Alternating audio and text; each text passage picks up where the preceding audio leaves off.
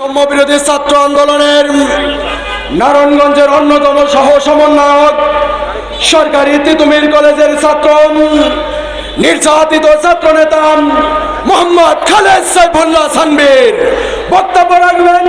সহ সমন্বয়ক খালেদ সাইফুল্লাহ সানবীর।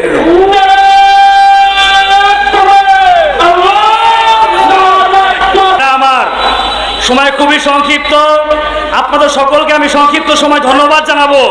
প্রিয় ভাইরা আমার, নারায়ণগঞ্জ চাষারা আমরা যখন আন্দোলন শুরু করেছিলাম 17 তারিখে আমরা শান্তিপূর্ণ আন্দোলন করতে পেরেছিলাম, কিন্তু যখন আমরা 18 তারিখে আন্দোলনে আসলাম সকালবেলা বেলা 1টা পর্যন্ত আন্দোলন সম্পূর্ণ আমরা শান্তিপূর্ণভাবে করেছি, কিন্তু 1টার পর থেকে আমাদের পুলিশ বাহিনী, কেরালা বাহিনী তারা সরাসরি বুলেট চালিয়েছে, টিয়ার শেল মেরেছে, ছিটাগুলি করেছে।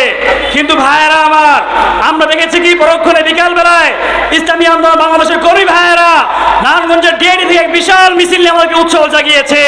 তা যখন মিছিল নিয়ে চাষারা এসেছে আমাদের বুক ভরে গিয়েছে যে না, আমরা রাজপথ ছাত্রই নেই, আমাদের পাশে চরমনাই পীরের ভাইয়েরা রয়েছে।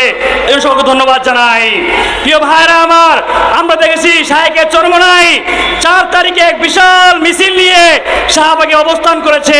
সে ঐতিহাসিক বক্তব্য দিয়েছে, যেই বক্তব্যের প্রেক্ষিতে আমরা মন থেকে এত উৎসাহ পেয়েছি যে আমরা পরের দিনে এক দফা আন্দোলন কর্মসূচি দান করেছি। সেই কর্মসূচির মধ্যেও দেখেছি শাহেকের চরমনাই কারফিউ ভেঙে তার বাহিনী নিয়ে শাহবাগের ময়দানে পল্টনে সহ বিভিন্ন জায়গায় তারা স্লোগান দিয়েছে, আমাদের সাথে সংহতি প্রকাশ করেছে। এই জন্য সকলকে ধন্যবাদ জানাই।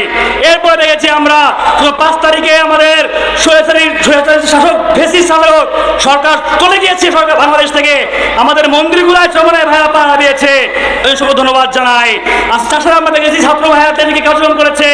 সবচেয়ে সুন্দর বিষয় আমরা লক্ষ্য করেছি, পুলিশ লাইন তারা পাহারা দিয়েছে। আজ সরকার জনগণের মান তারা রক্ষা করেছে। এই জন্য সকলকে ধন্যবাদ জানাই। আগামী দিনেও ছাত্রদের পাশে এই বৈষম্য আন্দোলন আমরা যখন চালাবো, এই জনতা নারায়ণগঞ্জ আমাদের পাশে থাকবে, এই প্রত্যাশা রাখি। এবং যে ভাইরা আমাদের আন্দোলন ছিল সকলকে ধন্যবাদ জানাই। আগামী দিনেও আমাদের পাশে পাবো, এই প্রত্যাশা রাখি। আসসালামু আলাইকুম ওয়া রাহমাতুল্লাহ।